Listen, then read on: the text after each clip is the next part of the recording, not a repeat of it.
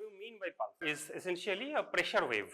Okay, it is essentially a pressure wave, and the source of pressure, the pressure is generated at the level of LV, your left ventricle, and transmitted throughout the aorta and the most peripheral arteries, right?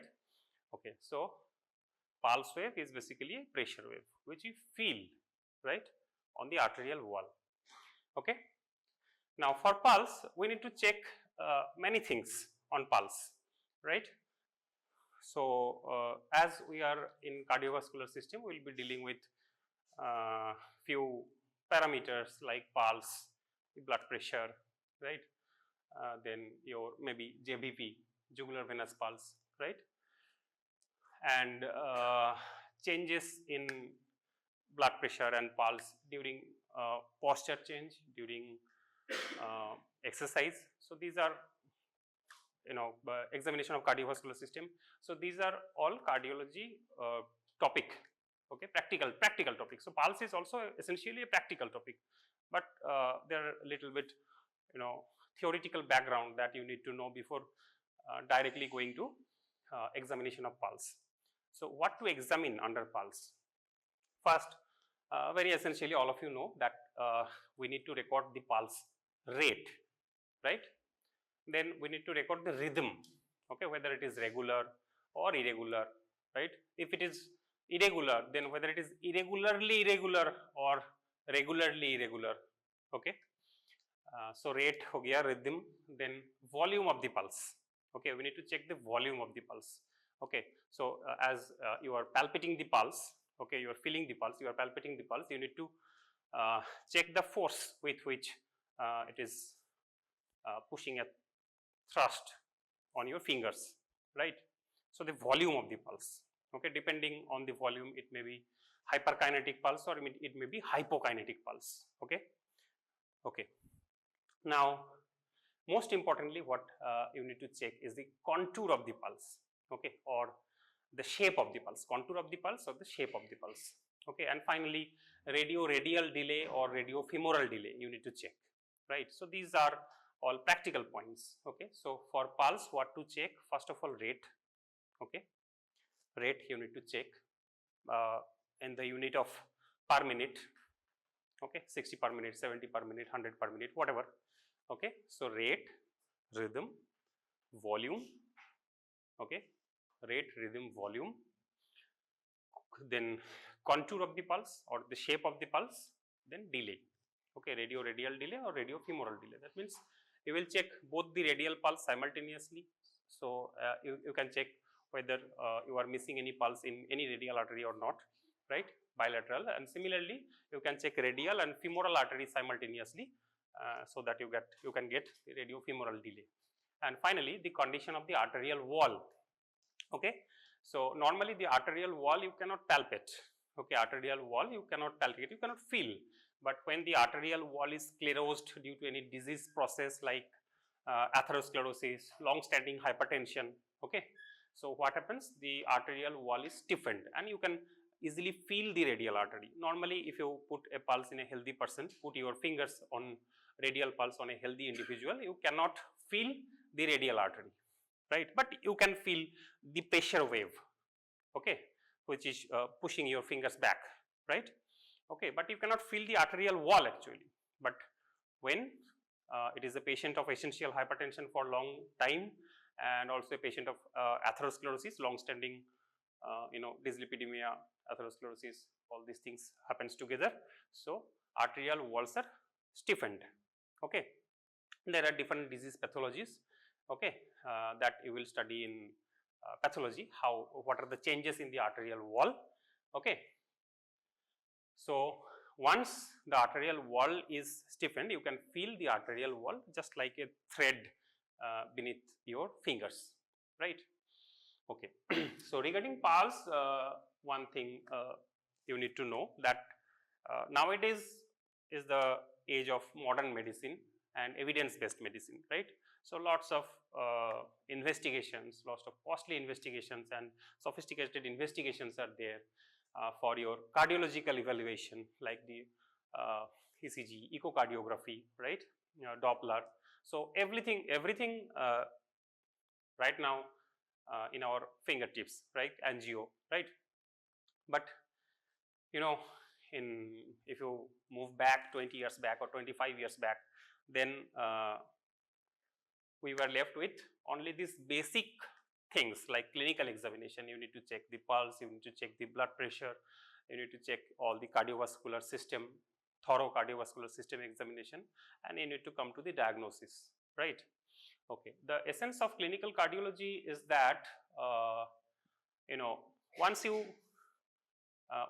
diagnose the case on the basis of your clinical experience, you do just no investigations, no expenses at all. Okay, patient er kono kharcha hobe na, right? No expenses at all. You do only clinical things. You put a stethoscope over the patient's chest wall, you check the pulse thoroughly, right?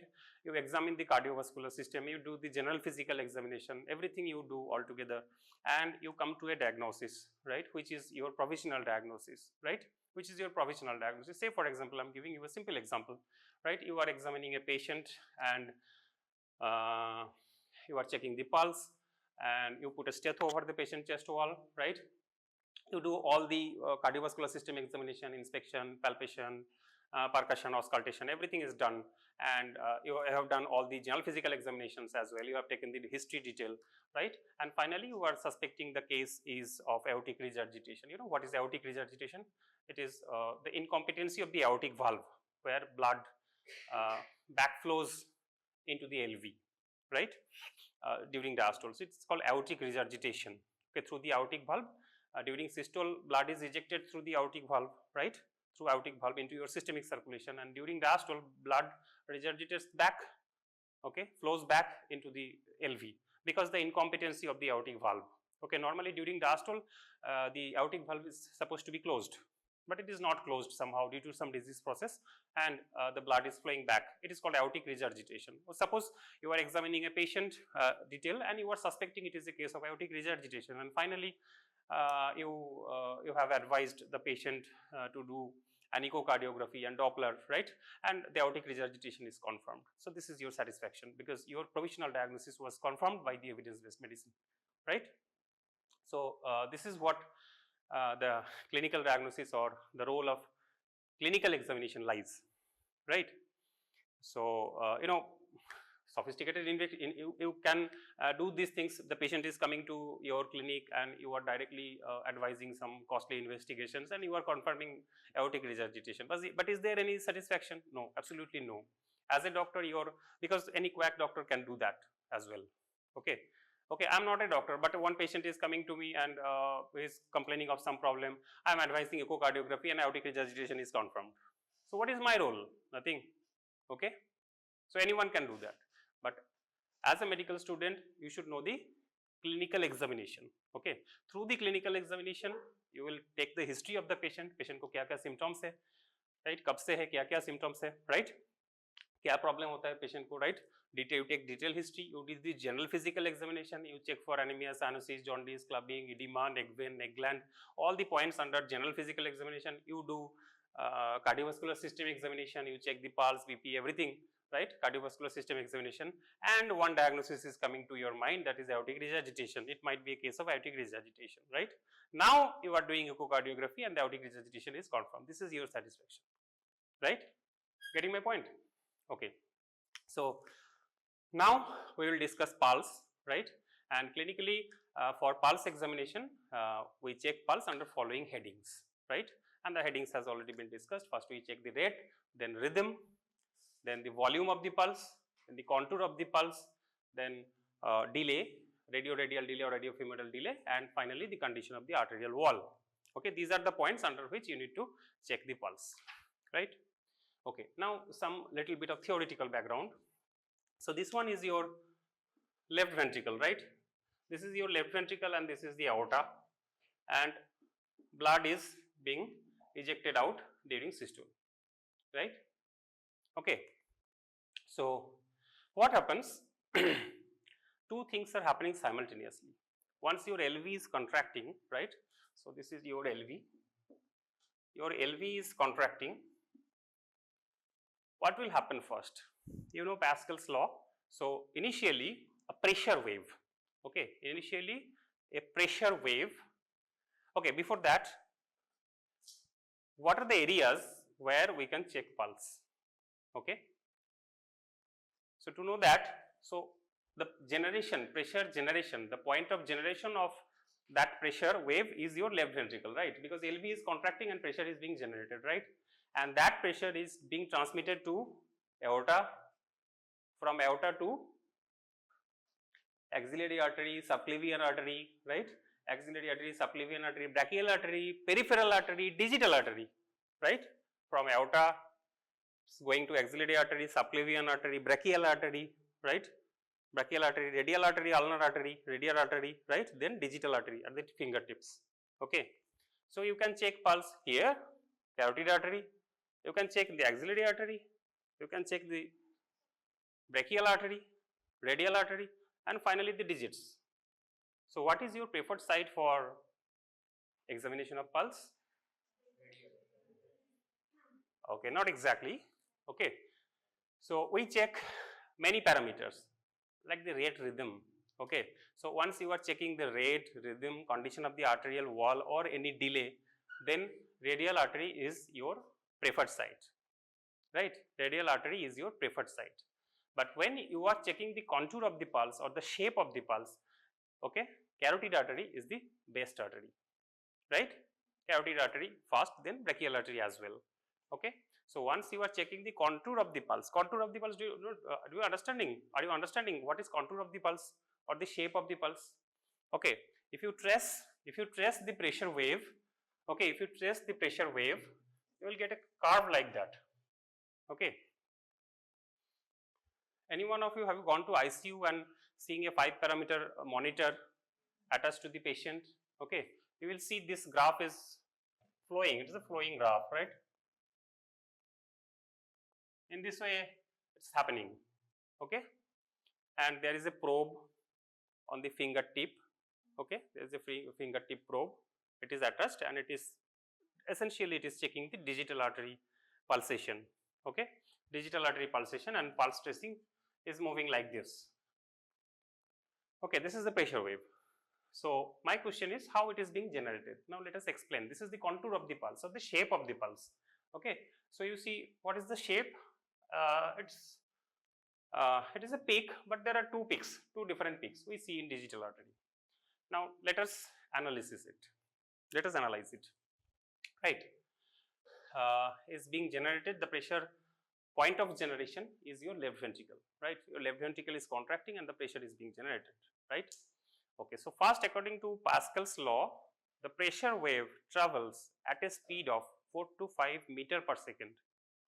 Okay, before any amount of volume is being transmitted from one place to another. Getting my point? Two things are happening simultaneously. One is your pressure is being transmitted.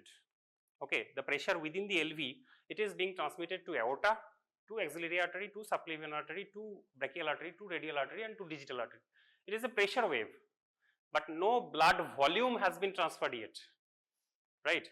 Your LV is pumping, some blood will, some amount of blood, okay, the stroke volume, the some amount of blood is supposed to be ejected, right? Mass, okay, movement of mass, okay, what do you call it? We call it convection, convective movement of blood, right? So two things will happen. One is pressure wave. Even before blood moves from LV to aorta, pressure moves from LV to aorta. Getting my point? So volume of blood, it is secondary. First is pressure wave, because LV is contracting against a narrow aperture, which is the aortic valve. Okay, LV is contracting against this valve, which is narrow. So first what will happen? Not immediately all the blood volume will be shifted to transfer to aorta. No. So initially the pressure wave will travel, and मजे की बात ये है कि the pressure wave, it travels much faster than the volume wave. Okay. So we have a name.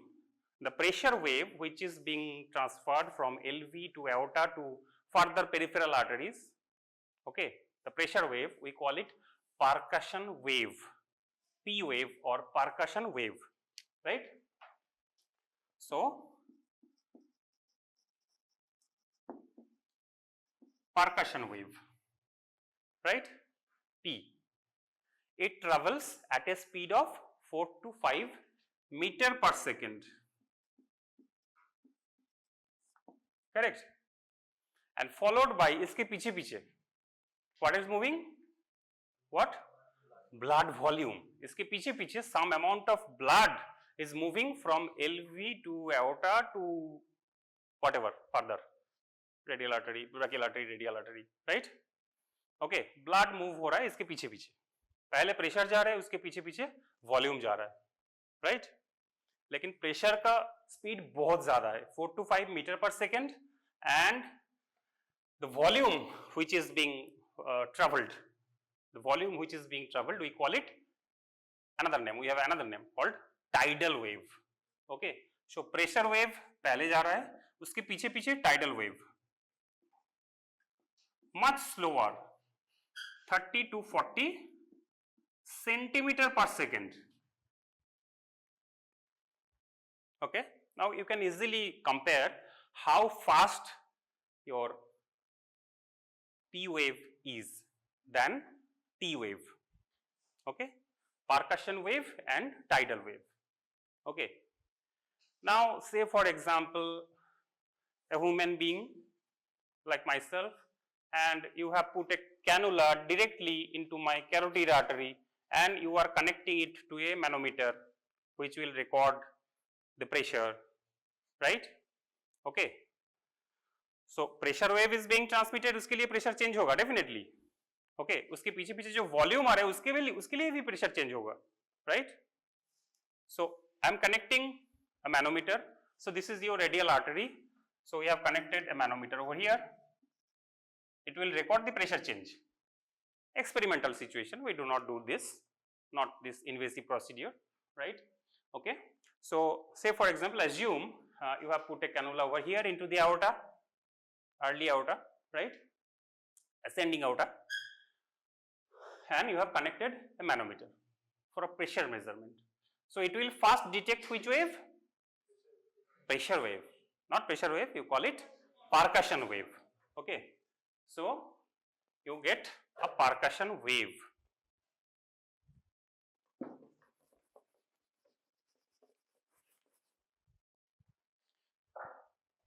So you get a percussion wave, right?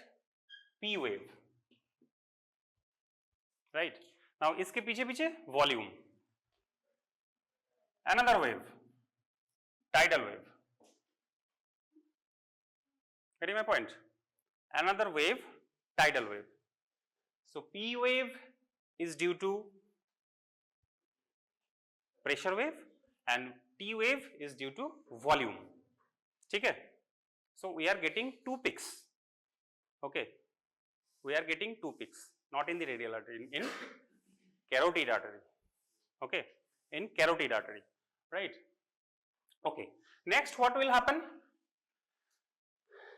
Okay, just tell me this P and T, percussion wave and tidal wave, these two waves are happening in systole or diastole? What?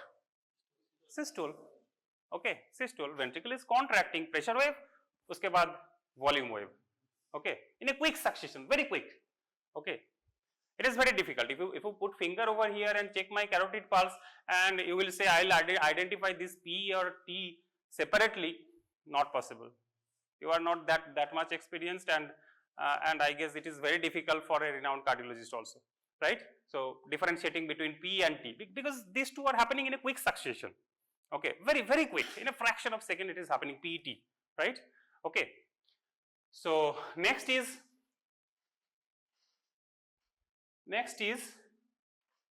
volume উঠছে, কোথা দিয়ে উঠছে? aorta দিয়ে উঠছে. Okay, volume is being ejected into the aorta. Suddenly it will stop. When the aortic valve will close. Aortic valve is closing. Matlab, which heart sound? Which heart sound? S1 or S2? S1 कब होता है?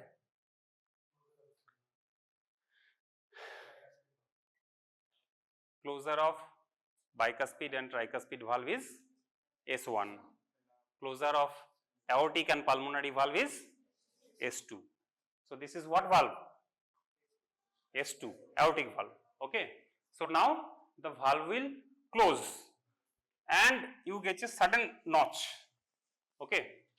A wave fall कर रहा था, suddenly it will close and there will be a notch. It will stop like this. Okay. Now what will happen? Now next is a reflected wave from the periphery. Okay. Reflected wave from the periphery. Another pressure wave which is being reflected from the periphery. What does it mean? Because you see the caliber of the aorta. It is getting narrowed in axillary artery, again getting narrowed in subclavian artery, getting narrowed in brachial artery, getting narrowed in radial artery, and very fine arteries in your fingers, digital arteries. Okay. So once your LV is pumping, blood is ejecting, and gradually there is restriction in blood flow, right? Resistance is increasing or decreasing? Increasing. Resistance is increasing. So there is a peripheral resistance, right? These are central artery, aorta is central artery, and this radial artery, digital artery, these are peripheral arteries. So as the wave is moving, the percussion wave is moving peripherally, okay, moving peripherally, it is getting resistance from your more peripheral arteries like the radial artery, digital arteries, right? And the pressure wave will reflect back, okay, pressure wave will reflect back, and where you have put the manometer for recording pressure? Carotid artery, and this reflected pressure wave is catched by the sensor, by the manometer, okay, and you get a peak. Getting my point? Okay. So this one is the reflected wave from the periphery. Clear? Reflected wave from the periphery. This reflected wave from the periphery, it will happen in systole or diastole? Diastole, because S2 aortic valve already close हो गया, right? Aortic valve कहाँ पर close हो गया? यहाँ पर.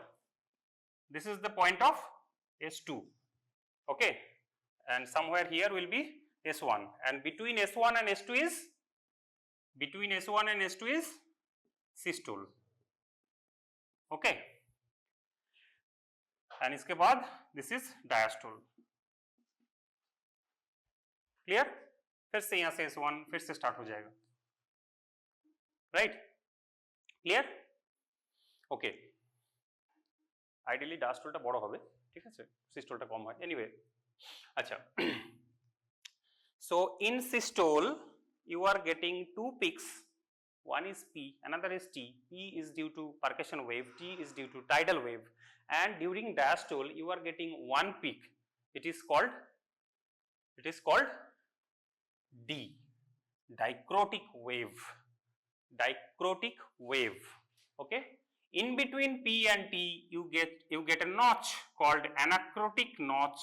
In between T and D, you get a notch which is called dicrotic notch, which corresponds to S2. ठीक है? अच्छे से रट लो. This is the shape of pulse wave which is best appreciated in carotid artery, right? Which is best appreciated in carotid artery, right? Clear? Okay, in between percussion wave and tidal wave there is a notch, down notch, you call it anacrotic notch, anacrotic, A-N-A-C-R-O-T-I-C, anacrotic, okay, and in between tidal wave and dicrotic wave, in between tidal wave and dicrotic wave, you get a notch which corresponds to S2.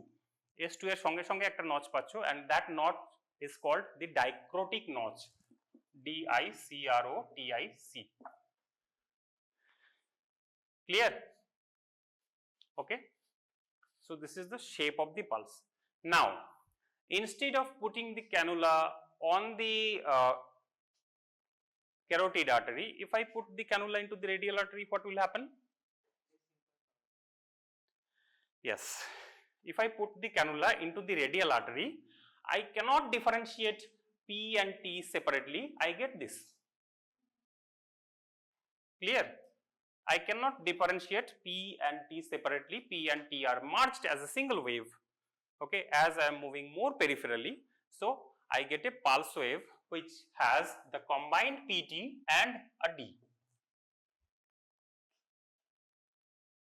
Clear? Okay. Now, this is the shape or contour of the pulse. Okay. I'll discuss, the sequence is पहले आपको rate check करना है, rate, then rhythm check करना है, then volume check करना है, then contour check करना है. But in my way, I will teach you the contour of the pulse or the shape of the pulse first. Okay. Then we will discuss rate, rhythm, and the remaining things, the hyperkinetic pulse, hypokinetic pulse, all these things, because it has a concept, right? The contour of the pulse. Clear? Okay.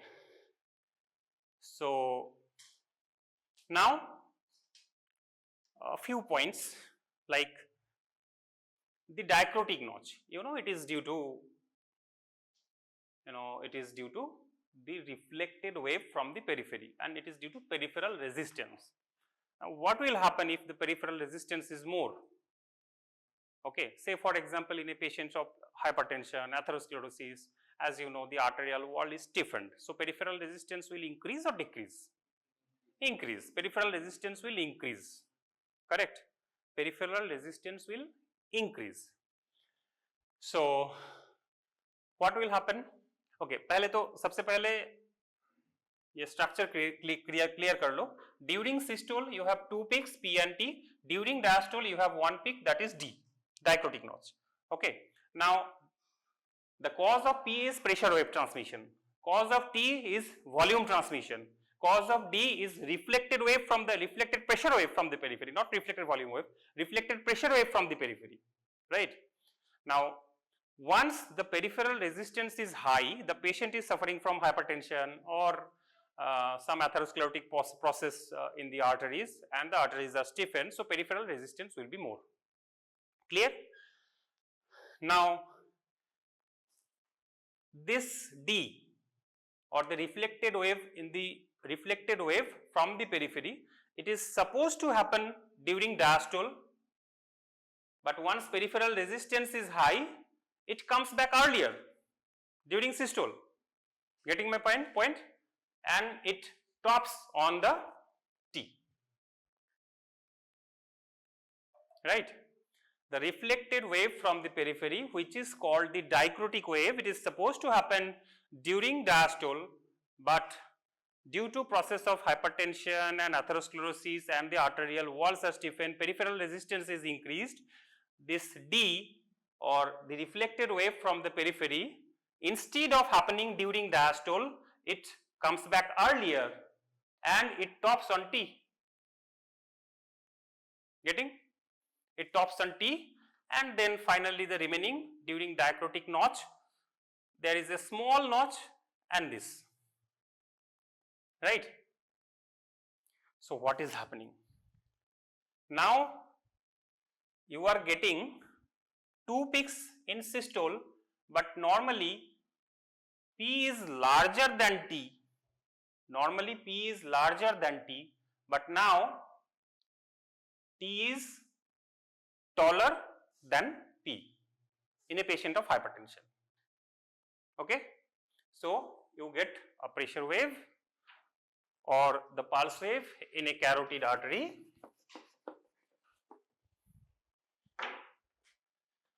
So you have got a P, you have got a T, and a small dicrotic notch. Getting my point? This is your S2, this is S1, you get P over here, you get T over here, and this much amount of pressure is the augmented pressure. Okay? So when you are measuring blood pressure in a hypertensive individual, you get an augmented pressure because this is pressure wave, right? This is pressure wave. Normally, this one is 120, this one is 80. Okay, 120 by 80, the systolic pressure and diastolic pressure, right? Systolic pressure and diastolic pressure. But here, instead of 120 level, say for example, you are getting 160, the systolic pressure, and this 40 millimeter of mercury is the augmented pressure in this individual. Clear? Okay, so read it very carefully. Now, this is the number one abnormality. So, what we are discussing, the contour of the pulse or the shape of the pulse and its abnormality. Okay, normal shape is P wave, T wave, then D wave, normal shape. Okay, in carotid artery, in radial artery, P and T combined, then D. Okay, and this is the first of abnormality, number one abnormality, where we get augmented pressure in a patient of essential hypertension, right? So, this much is the augmented pressure, where T wave is taller than the P wave, and the difference is augmented pressure, systolic pressure, augmented systolic pressure, right? Clear? Okay. Now let us discuss some more contour abnormalities. Okay, contour abnormalities, इसको अच्छे से समझना है.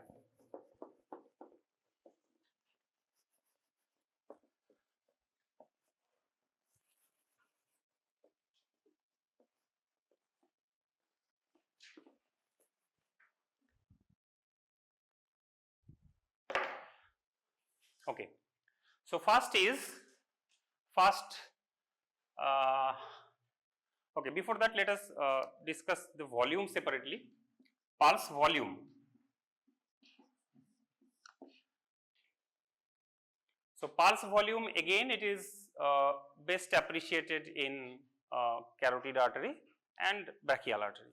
Okay, for rate rhythm you get radial artery. Okay, now the volume. We can divide pulse into hyperkinetic pulse and hypokinetic pulse. Okay, hyperkinetic pulse where volume is more, and hypokinetic pulse where volume is less. Okay, and you need to remember some example. ये छोटा सा है इसलिए पहले discuss कर देता हूँ. So, hyperkinetic pulse and hypokinetic pulse. ठीक है, hyperkinetic and hypokinetic, and you need to remember some examples. Okay, so what are the examples of hyperkinetic pulse? Anemia, beriberi, you know beriberi, what is beriberi? Exactly, thyrotoxicosis or hyperthyroidism, pregnancy. So, these are example of hyperkinetic pulse where pulse volume is high, right? These are examples of hyperkinetic pulse. Okay, in this context remember one thing where we get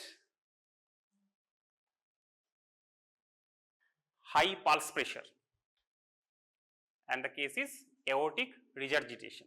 What is pulse pressure? It is the difference between systolic pressure and diastolic pressure. Okay, systolic pressure and diastolic pressure. So, in aortic regurgitation you get aortic runoff, okay.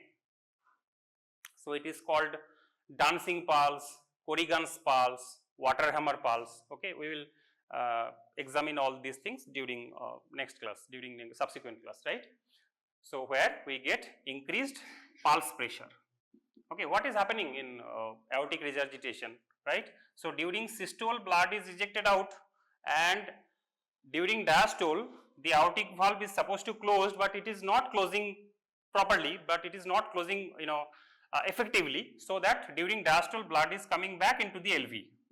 This is called aortic regurgitation. So, as a result diastolic blood pressure falls and you get a wide pulse pressure, systolic pressure minus diastolic blood pressure, pulse pressure which is high. Clear? Okay. Now come to hypokinetic pulse. The volume is low. Even you can appreciate with the radial pulse. Okay, it is not that key you cannot check volume in radial pulse, right? Okay, so now hypokinetic pulse, matlab pulse volume is low.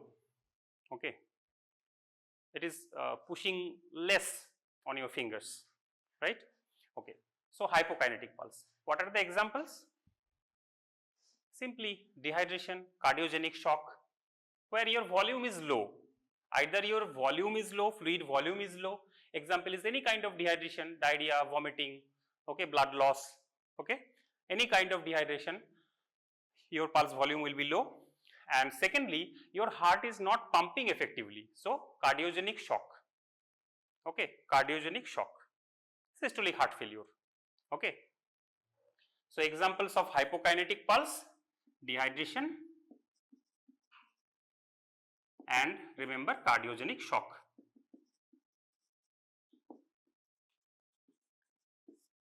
In this context, another example is aortic stenosis, just opposite to aortic regurgitation, aortic stenosis. Matlab, the valve is narrowed down, okay. So aortic valve, this aortic valve is getting narrowed. So what will happen? Ventricle is contracting, but this valve is not opening properly. There is stenosed valve, right?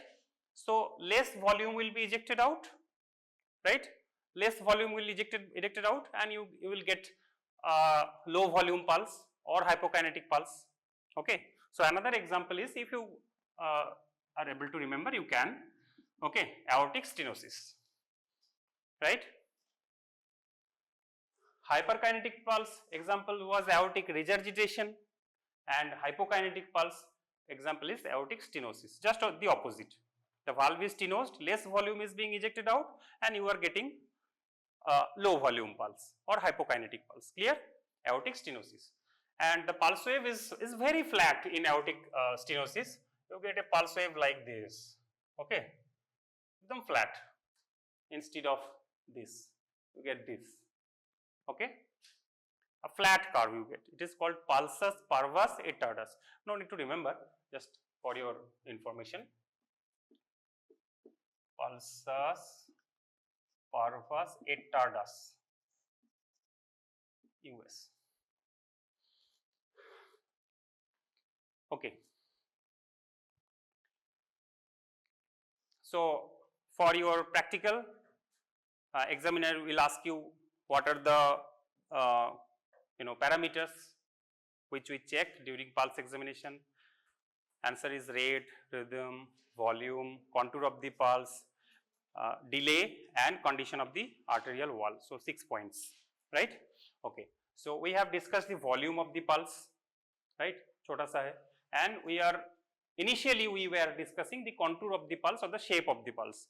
And one shape of abnormality, normal shape we know as there is a P wave, and usse chota hai T wave, and usse bhi chota niche hai D wave, right? This is the normal shape. But this is the normal shape, and now the abnormalities. One abnormality we have discussed, that is in hypertension, where T is larger than actually what is happening in hypertension. I told you that this is P normally this is P, T and D, right? P, T, D, right? Now this D is coming pehle, right? But isko hum log D nahi bol rahe, T bol rahe.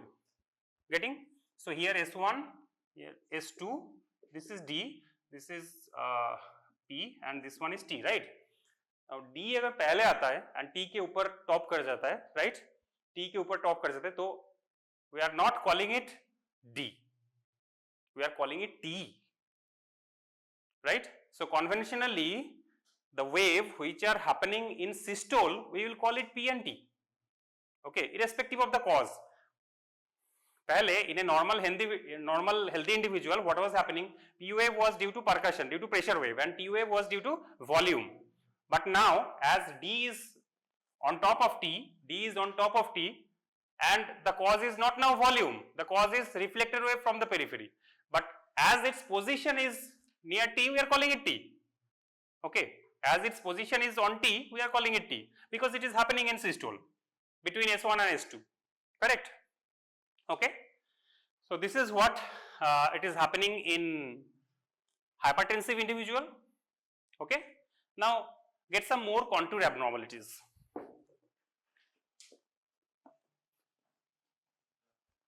Okay. So for contour abnormalities, first of all, though, we need to assume that the normal pulse wave is this, because seriously, until and unless it is an experimental situation and very minute measurement of pressure, you will not be able to differentiate between P and T. Okay. So normal pulse wave, you need to consider this. You have a PT combined and you have a D.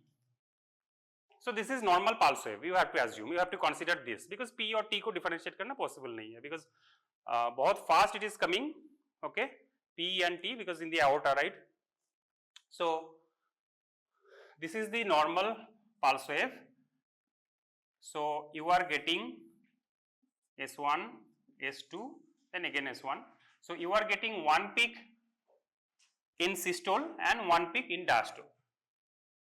Okay, roughly you are getting one peak in systole, that is PT. Roughly you are getting one peak in systole and one peak in diastole. Clear? This is the normal rule. Normal, healthy individual, mera, aapka, sabka, if we are considering ourselves normal. Okay. So the first abnormality is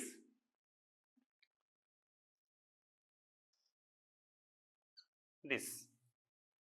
This is S1 and this is S2. So what do you see over here? You see two peaks in systole. Okay, that is well separatable, right? Normally ये अगर P और T होता तो P और T we cannot differentiate, because बहुत sequentially आता है, right? But यहाँ पर बहुत clearly, even if you check in the brachial artery, you get a clear differentiation between two peaks. Okay, in systole, both are happening simultaneously. Here is the D, here is the D, but यहाँ पर कौन सा क्या है नहीं पता, right? Okay, so you are getting two peaks in systole. We call it Pulsus bisferiens. Pulsus bisferiens.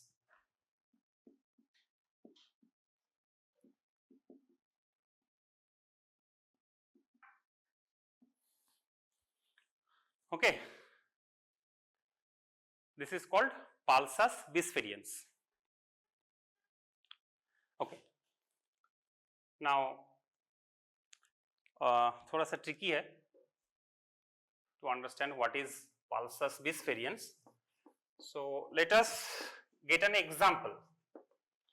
I have already given you the examples of aortic regurgitation.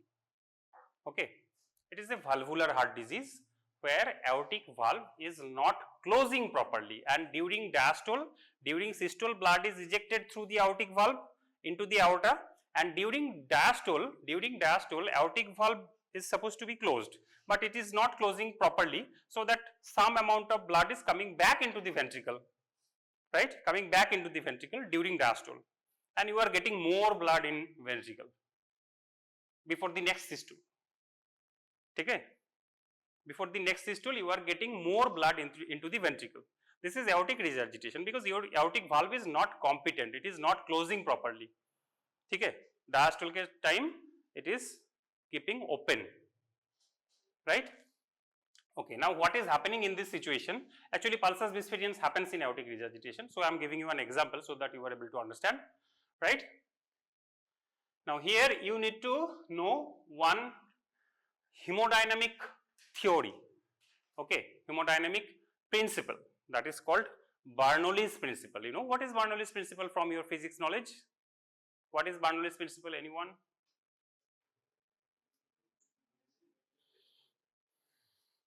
Bol. Velocity increase kore, pressure decrease kore, right? So simply Bernoulli's principle. Okay, so what is happening? we have, when blood is flowing in a blood vessel, we have two different energies, okay. The pressure, the blood pressure which we measure with a sphygmomanometer, it is the lateral pressure and it is equivalent to energy. It can be proved that this pressure energy of the unit of pressure, it can be converted into the unit of energy, right. So, what pressure we are measuring, it is the blood pressure is actually the vertical pressure, okay, the vertical pressure applied by the blood column onto the arterial wall. It is blood pressure, right, it is blood pressure what we are measuring, right. So, it is the blood pressure BP, what we are measuring is the lateral energy, okay. This BP is also called the lateral energy, okay. It can be proved theoretically, but I am not a hardcore physics person, so I am unable to prove this, but this BP is equal to lateral energy, which we are actually measuring blood pressure, right. Now, this lateral energy plus half rho v square is constant.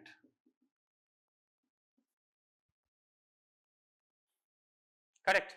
This is Bernoulli's principle, right. Now, what will happen if this kinetic energy increases and velocity increases through this blood vessel? Say for example, velocity is increasing.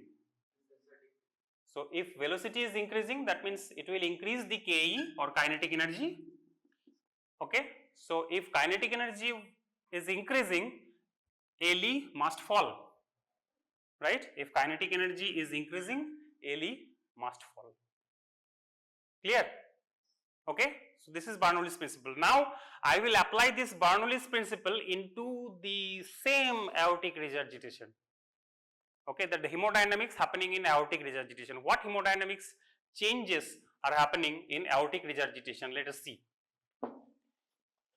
and which will give rise to this Pulsus bisferiens, okay.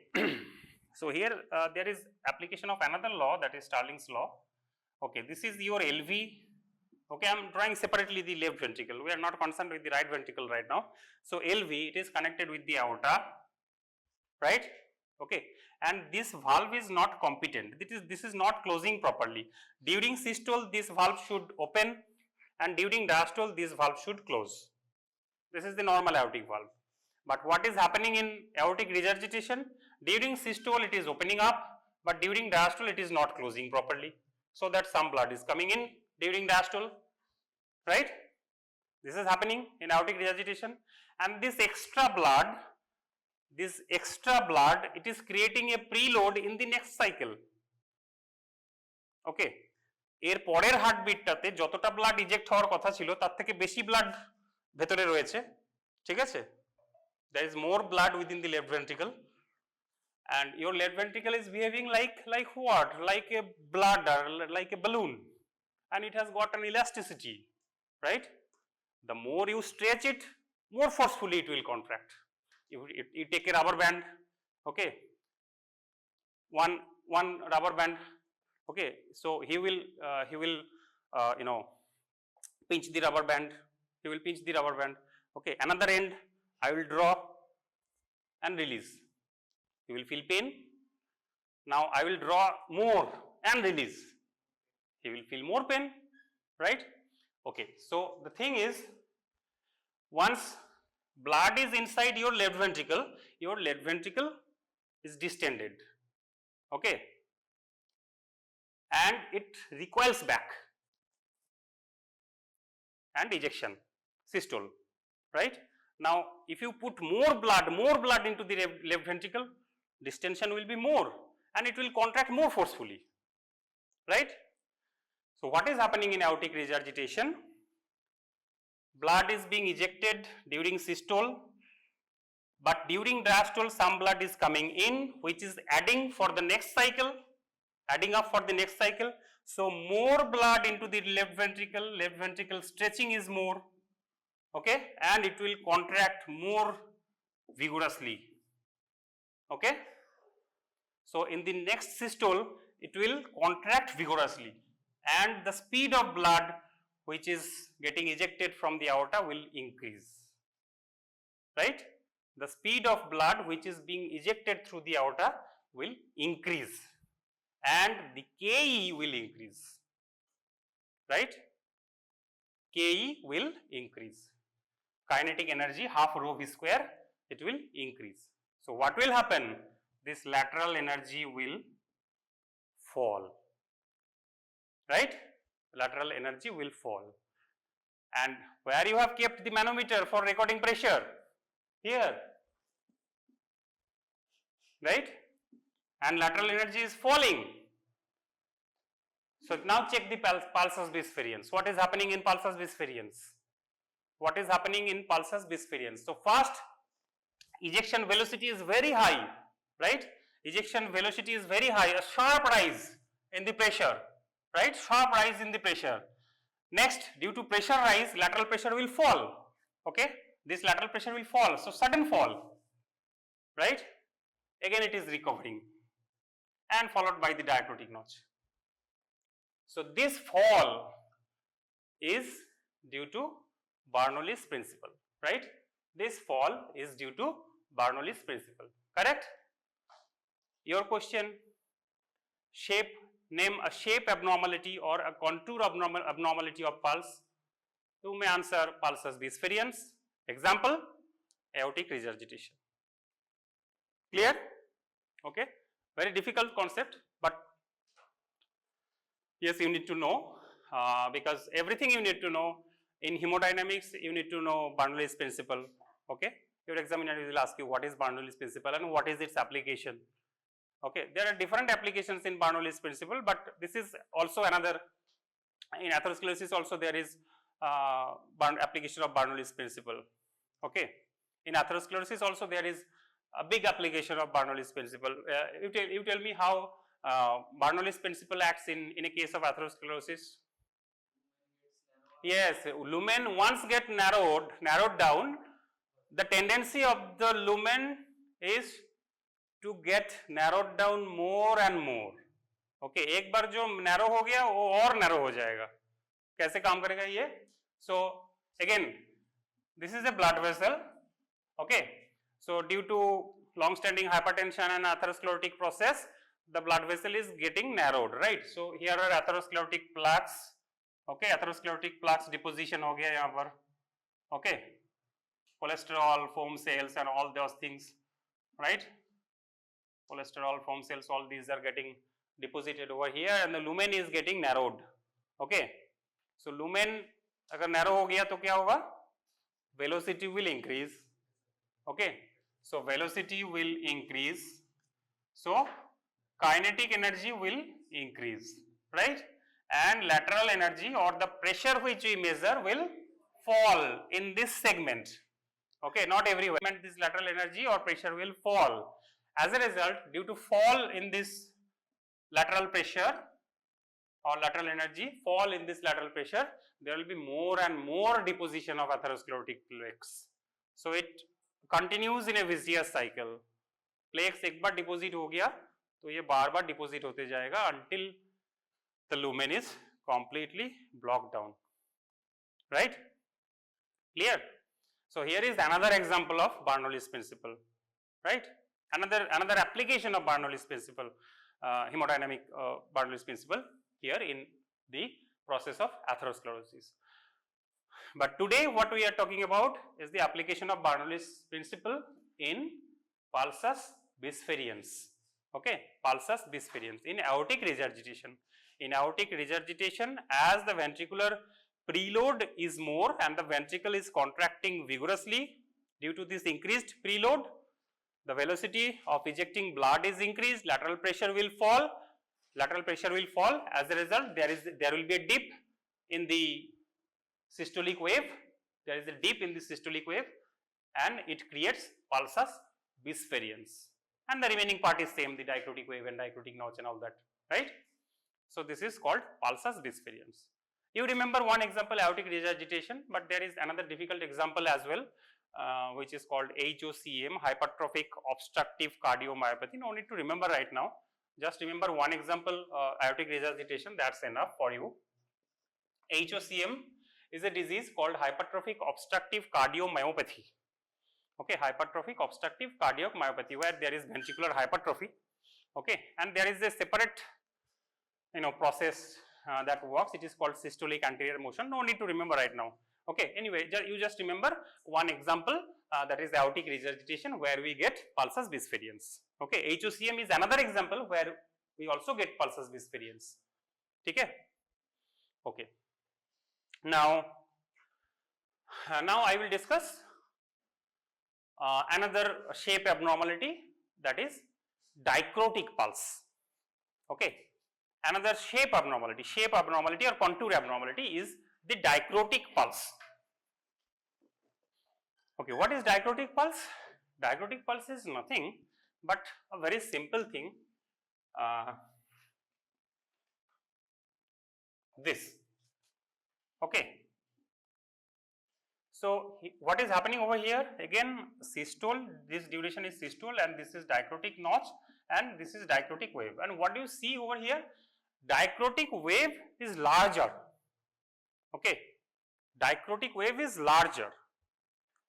Not जैसे कि हो रहा था in a hypertensive individual where dicrotic wave was coming earlier. Okay, instead of its normal position. Here the position is maintained. Okay, D ka position is maintained, but it is accentuated, right? It is exaggerated, right? D is strong enough. This is called dicrotic wave. Okay. Again, the criteria is same, one wave in systole and one wave in diastole, just like normal, but the size of dicrotic wave is larger. Okay. And it happens again in a condition of low volume like dehydration and cardiogenic shock, and it is also due to increased peripheral resistance. In dehydration, what happens at the beginning of dehydration? What happens? There is sympathetic stimulation. Okay, there is stimulation of the sympathetic. Gradually, we will know, because nervous system is not discussed.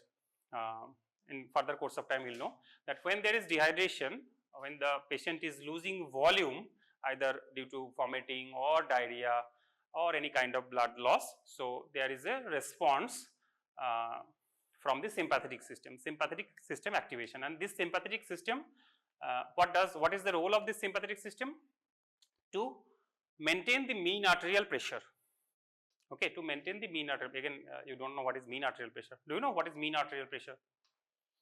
Okay, mean arterial pressure is actually, okay, I will take a separate class on that, but mean arterial pressure is the diastolic pressure plus pulse pressure by 3. This is the formula. Okay, so if you consider 120 by 80 is normal blood pressure, then your mean arterial pressure or MAP will be 80 plus 1/3 of pulse pressure, systolic minus diastolic. So it comes to 80 plus 40 by 3 is equal to 93.3 millimeter of mercury. This is mean arterial pressure. Okay. Can you tell me, okay, little bit of mean arterial pressure.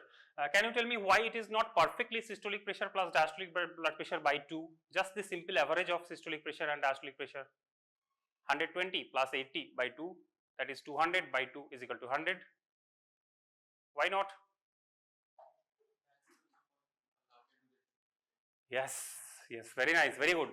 Okay, so the thing is, in LV, if you consider your left ventricle, the duration, and if you consider the normal cardiac cycle is 0.8 second, so how much is systole and how much is diastole? Yes, yes. So out of 0.8 second cardiac cycle, you have 0.3 second systole and 0.5 second diastole. Correct? Okay. Had it been, अगर ऐसा होता, had it been the case, अगर ऐसा होता कि systole and diastole both are equal, 0.4 second and 0.4 second, 0.4 second systole and 0.4 second diastole, then mean arterial pressure would have been 120 plus 80 by 2, that is 200 by 2, that is 100. ठीक है?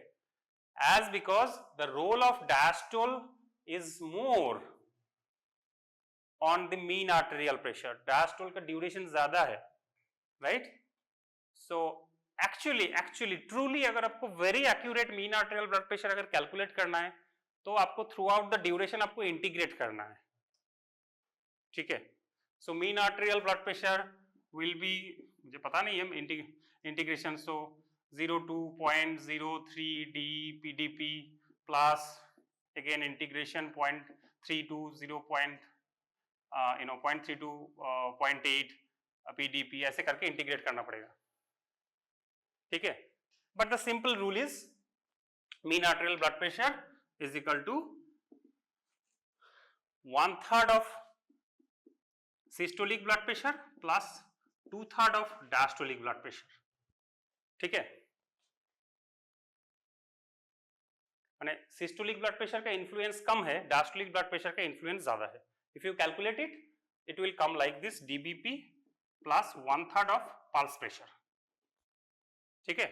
DBP plus 1/3 of pulse pressure. This is why it is 93.3 millimeter of mercury. Okay. Now, why do we need to calculate the mean arterial pressure? Because you know mean arterial pressure determines your perfusion pressure. Okay. So your mean arterial blood pressure, it actually ensures that perfusions in all your organs. What is perfusion? Again another term. What is perfusion? Perfusion is the convective movement of blood to and from an organ. Say for example your liver, आपका liver में blood जा रहा है and liver को perfuse करके blood वापस आ रहा है. So this circulation of blood liver में जा रहा है, liver से वापस आ रहा है. This is called perfusion. So ऐसे आपका सारा organs perfusion हो रहा है. Your brain, your skin, your lung, your liver, your kidney, every organ is being perfused. And the cause of this perfusion is this mean arterial pressure. Once this mean arterial pressure is low, perfusion will be low. Okay, it ensures that all the organs are perfused. So what happens in a dehydration? In a case of dehydration, in a case of blood loss, in a road traffic accident, okay, volume is low. Okay. So your mean arterial blood pressure primarily depends on your volume. Okay, once volume is low, mean arterial blood pressure is low. Okay, second, your mean arterial blood pressure depends on SBP and DBP, as the formula says. Okay, so first your mean arterial blood pressure depends on your volume. So आपका अगर volume loss होता है in the form of dehydration, in the form of blood loss, whatever, if you are losing your volume means blood volume, मतलब extracellular fluid volume, ठीक है. Body fluid distribution हो गया ना क्लास, एक 60 kg और 70 kg इंडिविजुअल का total body water कितना है, कितना एक्स्ट्रासेलुलर फ्लूइड है, कितना इंटरसेलुलर फ्लूइड है, राइट.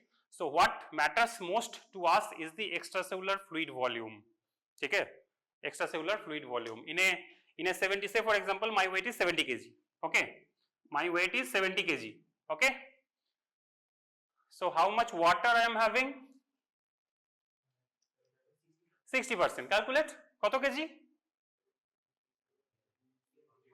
42 kg. ओके, तो ये जो आप मेरे को देख रहे हो, सो आई एम 42 kg वाटर, ठीक है, बाकी कुछ होगा, ठीक है. सो 42 kg वाटर, मतलब you know at 4 degrees centigrade 1 kg is equal to 1 liter, you know, right? But our is 37 degrees centigrade around my body temperature will be, right? So it is not exactly 1 kg is equal to 1 liter, but that much approximation is okay, but because we are not calculating in a physics lab or chemistry lab, so that much accuracy is not required. So you can consider 1 kg is equal to 1 liter. Okay, so out of my volume 42 liter is water, right? So I am 42 liter water. Okay, so out of this 42 liter water, मेरे body में 42 liters water है, right? Now out of this 42 liter, how much is cell के inside and how much is cell के बाहर? Calculate बताओ मुझे. Yes, 28 and 14, 28 liter and 40 liter. कौन सा सेल के अंदर है? Yes, 28 liter is सेल के अंदर है, intracellular fluid, and this 14 liter is extracellular fluid. इसी से सारा प्रॉब्लम है, दिस 14 लीटर, ठीक है. This 14 litre is our major consideration, ठीक है. This 14 litre is our major consideration. This 14 litre is called extra cellular fluid volume. Okay, extracellular fluid volume. This 14 liter is your extracellular fluid volume, and that 14 liter maintains your mean arterial blood pressure at this 93.3 millimeter of mercury, right?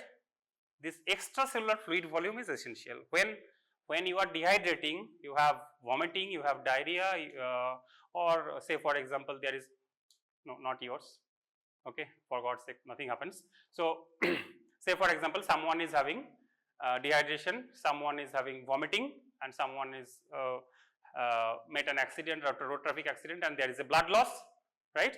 There is a blood loss, so there is fluid volume loss. अब ये जो fluid volume loss हुआ है कहाँ से हुआ है? ये 28 लीटर से हुआ है कि 14 लीटर से हुआ है? 14 लीटर से हुआ है, ठीक है? 14 लीटर से हुआ है. So you are losing your extracellular fluid volume. Okay, whenever you have dehydration, you are losing volume from that 14 liter. Your 28 liter is there, cell के अंदर है, ठीक है? So you are losing volume from this 14 liter. Okay. Now there is a concept like effective circulatory fluid volume, which is slightly different from extracellular fluid volume. Okay, so I'll tell this in subsequent classes. What is effective circulatory fluid volume? It is nearer to extracellular fluid volume, but not exactly the extracellular fluid volume. But anyway, for now, you remember that when you lose volume, okay, it is directly from your extracellular fluid volume, which is determinant of your mean arterial pressure. That means if you are losing your extracellular fluid volume, your mean arterial blood pressure should fall. And I told you that mean arterial blood pressure is the determinant of your organ perfusion.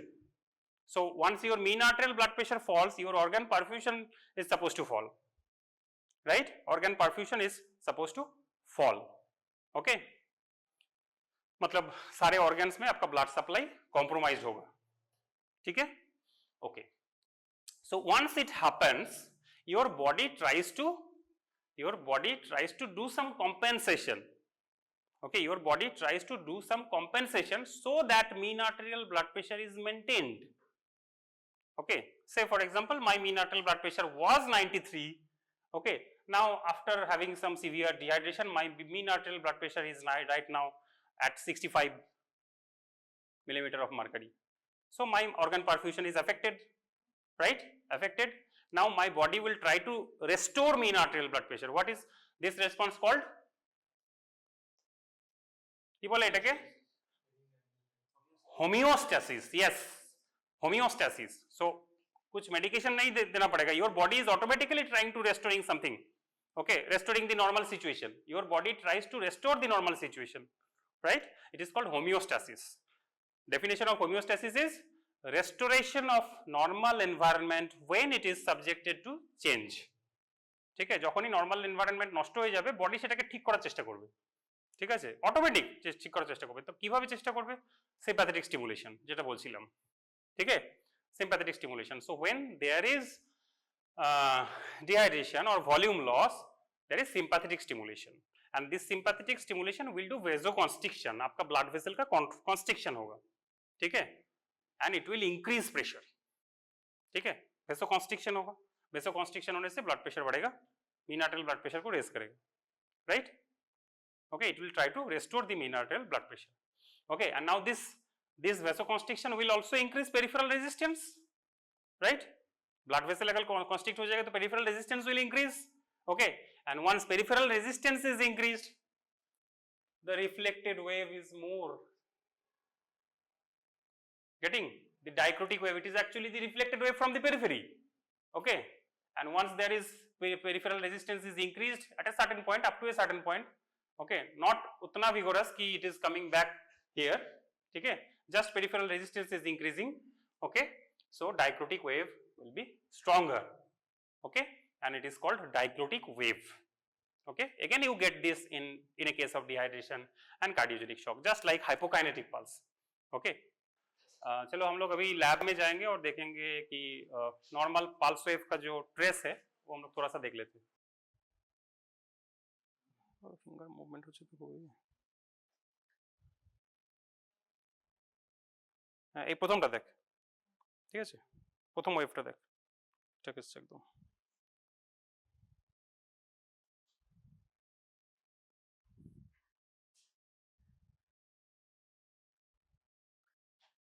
Digital আর্টারিতে তো মানে খুব clear আসবে না ডাইক্রোটিকটা, যেহেতু finger টিপসে digital আর্টারিতে তাও আসছে। এবার দেখ প্রথম 2-3টে দেখ ডাইক্রোটিক ওয়েভ আসছে সুন্দর। একটু হার্ট রেটটা বেশি আছে আমার, তোদের কারো দেখি হার্ট রেটটা একটু কম হলে ভালো দেখা যাবে।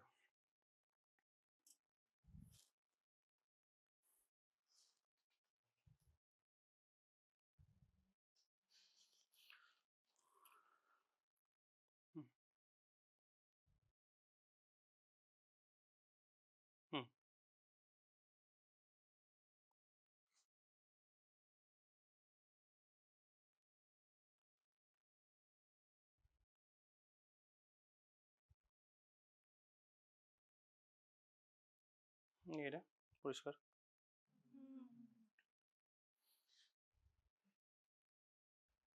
ঠিক আছে, তোরা দেখ নিজে নিজে, আর কিছু নাই এটাতে। ঠিক আছে, এটা ফিঙ্গারে দেখছি। ঠিক আছে, এখানে দেখলে আরো ক্লিয়ার হবে, ব্র্যাকিয়াল আর্টারিতে দেখলে আরো ক্লিয়ার হবে। ঠিক আছে, বা অ্যাক্সিলারি এখানে ক্যারোটিড আর্টারিতে দেখলে আরো ক্লিয়ার হবে। ঠিক আছে, তোরা দেখ নিজেরা দেখ, আর কিছু নেই এটাতে। বাকি ইসিজি ভিসিজি আছে, অনেক কটা প্রোব আছে এটার মধ্যে, টেম্পারেচার ইসিজি সব কিছু আছে। ঠিক আছে, এইটা রেসপিরেটরি পালস কাপলার, মানে তুই যখন রেসপিরেশন নিচ্ছিস, ইন্সপিরেশন এক্সপিরেশন নিচ্ছিস, সেই সময় কি চেঞ্জেস হচ্ছে সেটা নেক্সট ক্লাস। ঠিক আছে, পালস এবং ব্লাড প্রেশারের কি চেঞ্জেস হয় ডিউরিং রেসপিরেশন, ইন্সপিরেশনে কি চেঞ্জ হয়। আচ্ছা, এই প্রসঙ্গে একটা জিনিস বলার, দাদা একটু ফিঙ্গার তুই আয় একবার। হ্যাঁ,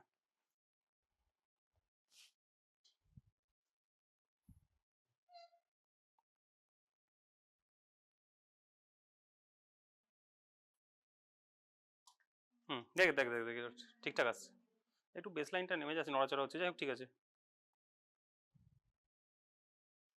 একটু বড় ডাইক্রোটিক ওয়েভ আসছে, দেখেছিস?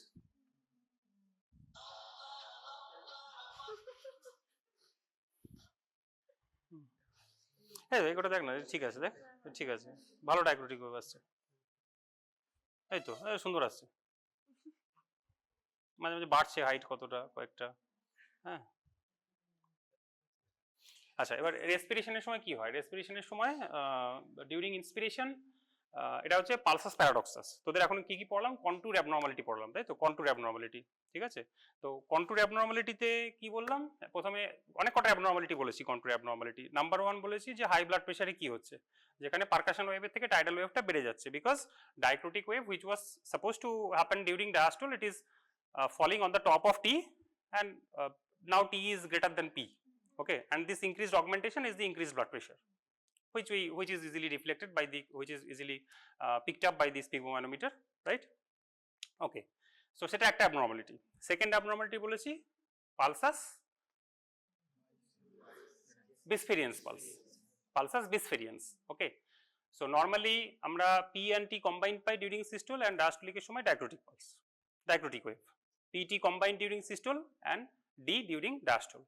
But what is happening in pulsus bisferiens, D जहाँ पर था वहीं पर है D during diastole, but PT combined ওটা একটা নচ হয়ে যাচ্ছে। ঠিক আছে, and this is happening in aortic regurgitation, and for this thing to happen you need to know Bernoulli's principle, কি কি করে hyperkinetic circulation হয়ে যাচ্ছে, hyperkinetic circulation blood pressure, lateral energy ফল করছে, কাইনেটিক এনার্জি বেড়ে যাচ্ছে, lateral energy ফল করছে, বা টোটাল এনার্জি সেম থাকছে আমার। তাহলে lateral energy যখন ফল করছে there is a dip and you get a notch on the PT, পিটির মধ্যে একটা নচ পাচ্ছ, and this is called pulsus bisferiens. Example, simplest example is the aortic regurgitation, আরো example আছে, HOCM মনে রাখতে হবে না, hypertrophic obstructive cardiomyopathy. আচ্ছা, তো নেক্সট অ্যাবনর্মালিটি কি বলেছি, যে ডাইক্রোটিক পালস। ওকে, ডাইক্রোটিক পালস। ওকে, তো ডাইক্রোটিক পালসে আমি কি বলেছি, ডাইক্রোটিক পালসে more or less the position of PT and D are same. PT is supposed to happen in systole and it is happening in systole. D is supposed to happen in diastole and it is in diastole.